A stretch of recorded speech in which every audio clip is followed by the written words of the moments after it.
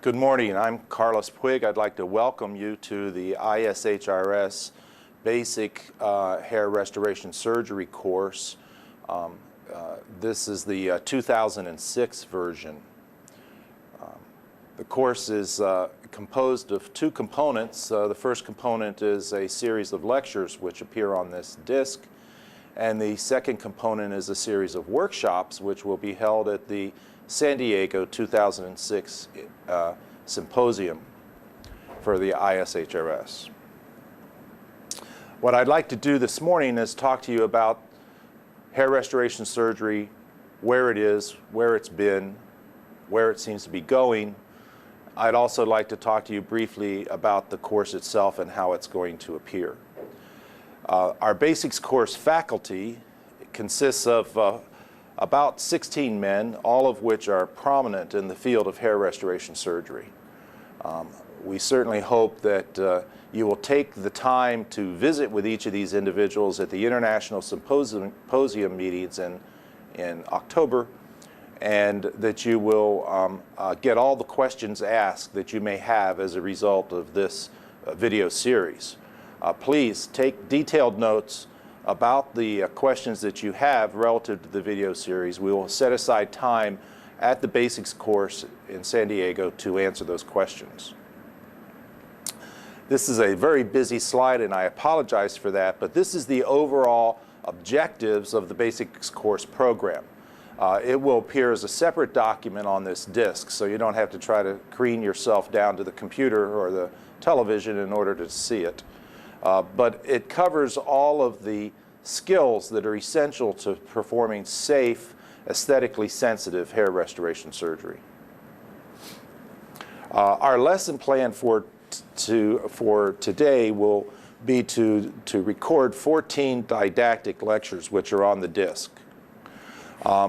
In addition to that, there will be a discussion later in the afternoon on the day that we are meeting in San Diego that will answer the questions that you may have as a result of reviewing those 14 lectures. That also will cover some do's and don'ts that will keep you out of trouble relative to hair restoration surgery. In San Diego, we will have 7 hands-on workshops, each of which is about 55 minutes long.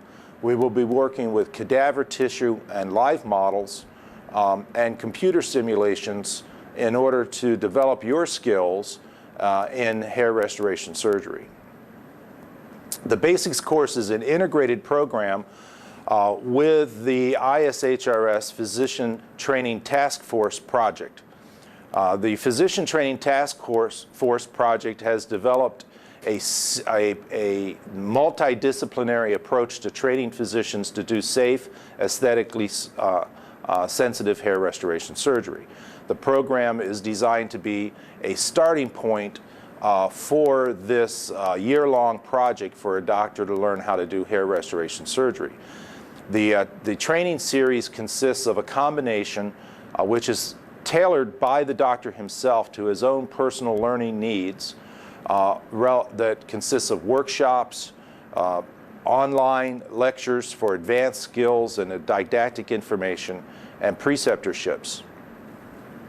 And the program is to train physicians in core competencies for hair restoration surgery. And it's all extracted from the ISHRS core curriculum in hair restoration surgery, published in Derm Surgery in the first quarter of '06. Safe, aesthetically sensitive hair restoration surgery is the goal of that of this course. Okay, medicine is a lifelong study towards continuous improvement. W. Edwards Deming said, "It's not necessary to change because survival's not mandatory." When I started doing this surgery 30 years ago, everything was done with punch grafts. We were doing 30 to 50 grafts in a session. You wouldn't recognize that it's the same procedure that we have now. Evolution of the graft is my way of saying that the surgery has changed in the last 30 years dramatically. And what I'd like to do is just give you a brief synopsis of that so you can understand the reasons why we do it the way we do it today. I'd also like to spend a little bit of time talking about current techniques and what is possible to be done in a very safe manner and the quality of end result that one can see. So let's talk about the evolution of the graft. Actually, the first reported hair restoration surgery was done for eyebrow work, believe it or not, in eyebrow reconstruction about 1830 in Europe. There is a paper that reports doing grafting for the replacement of eyebrows.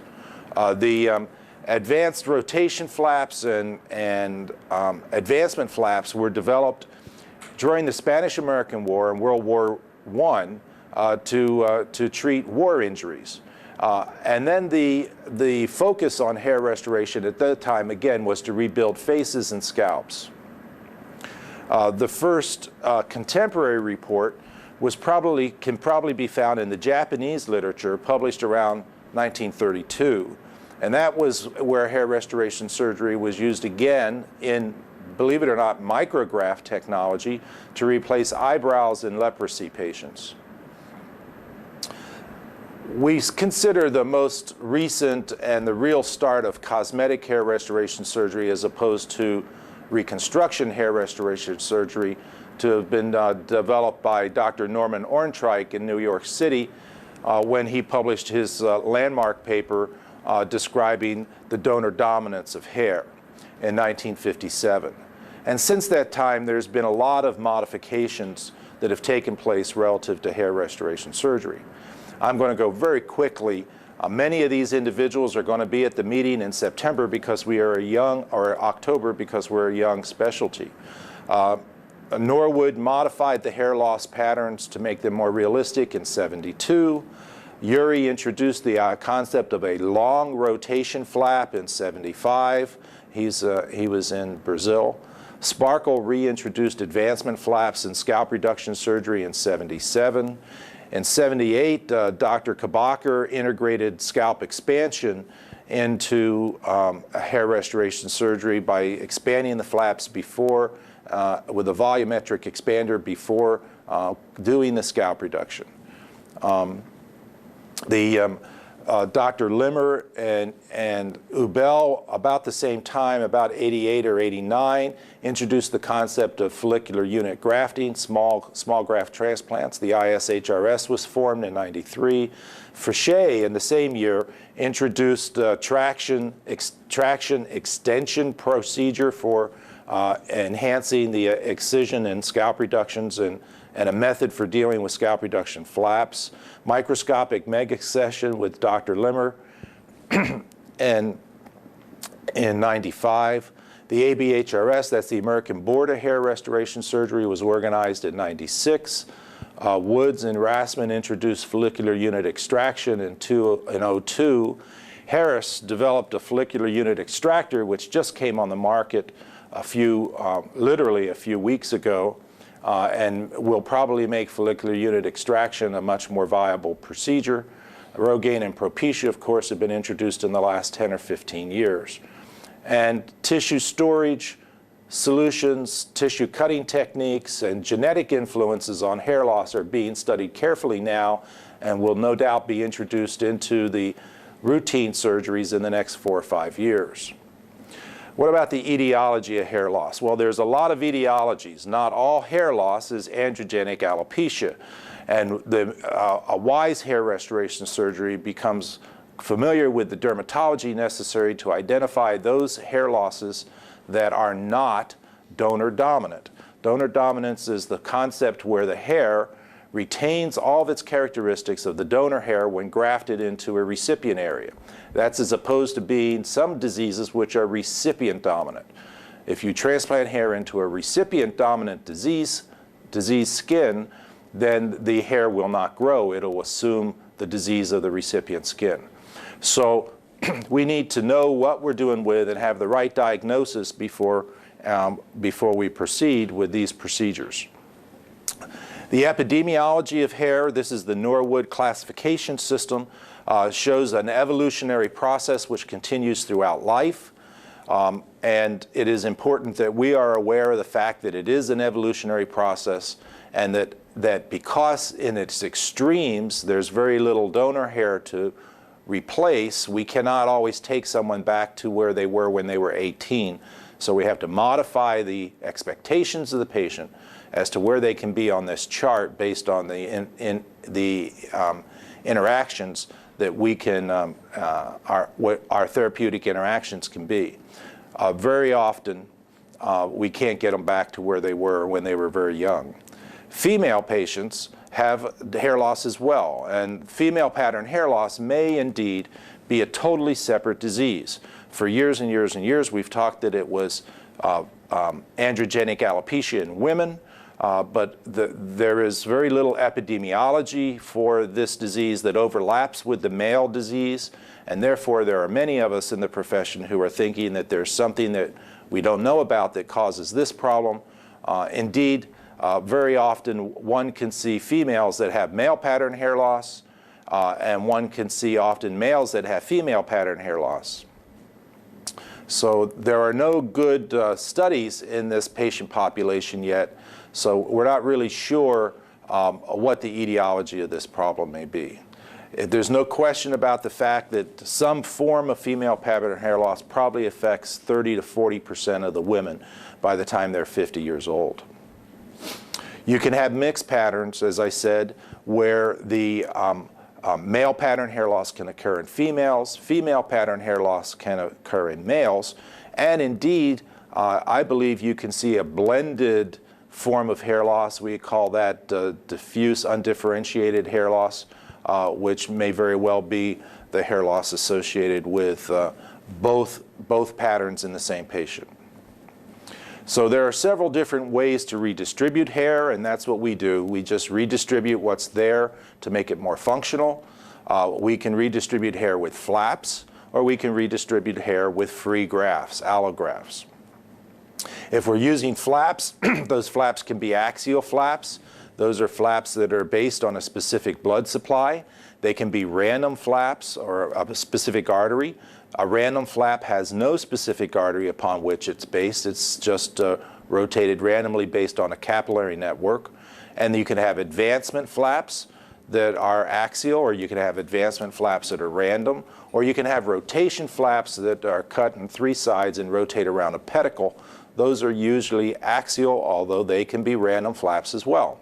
Free allografts are a possibility as well. All of these flaps can be performed with or without expansion or extension. They can be performed with or without a process that stretches the hair-bearing flap before it's advanced or rotated. As well, free allografts can be punch grafts, which is where we started the procedure in 1957, or they can be micrografts or incision grafts, which are not set into a hole, but they're set into a small slit. And they can go anywhere from 4 millimeters in diameter down to a follicular unit in diameter. Most transplantation today is being done at the follicular unit level. There is still indications in selected patients to use 3 and 4 millimeter grafts. Those are now called MUGs, multi-unit grafts. But again, most of the work today is being done in small follicular unit transfers. It's important to remember that contemporary hair restoration surgery and surgeon must be able to integrate these procedures to create the optimum outcome for the patient. So what do our advancement flaps look like? This is an example of a scalp reduction or a brandy lift. These are the 3 types of advancement flaps we do: scalp reduction, mangabat brandy lift, or an extended scalp reduction. These are rotation flaps. These are random rotation flaps of a Fichet triple flap closure of the crown. First you create a slot. The slot is here, and then you rotate 3 flaps to destroy the slot. These are allografting from the 1970s. This was pretty typical. You can get lots of hair to grow in these grafts, but they don't look especially natural. It takes 4 or 5 surgeries to fill in the gaps between the grafts. Down on the bottom, you'll see a photo of a contemporary hairline. This is a hairline with one transplant, very natural looking. That's because of follicular unit transplant. So we don't make hairlines anymore. What we make are transition zones, a zone from sparsely placed hairs to more densely spaced hairs, which are 1 to 2 centimeters apart, depending on the shape of the patient's skull. And then we transplant denser or more density in the mid-scalp area. We can actually, with our very fine incisions today, recreate crown swirls and a natural appearance, with the center being sparser than the periphery of the crown. So natural is much more important than thick. It used to be that all the patients wanted was lots and lots of hair, and whether or not that hair was natural looking was the secondary consideration. It is now natural is more important than thick. Propecia and Rogaine have augmented the way we approach hair restoration surgery, but we don't want to modify our treatment plans based on the medication that may have some problem for the patient in the future. However, their primary function is hair retention. And we want to keep in mind the fact that most of our patients should be able to use these adjuncts to their surgery. It stabilizes hair loss. Propecia stabilizes hair loss in over 90% of the patients who take it. So there are probably, it's important to realize that in the old days we were transplanting and trying to keep up with the patient's hair loss. Today we can slow down or stop their hair loss, so the moving target of the balding head is not our patient any longer. So the advent of Propecia and Rogaine have stopped the moving targets and made it possible for us to keep up with the patient's hair loss, as opposed to constantly trying to modify what we've done in the past because of his future loss. This program is intended to be an introduction to the next 13 lectures.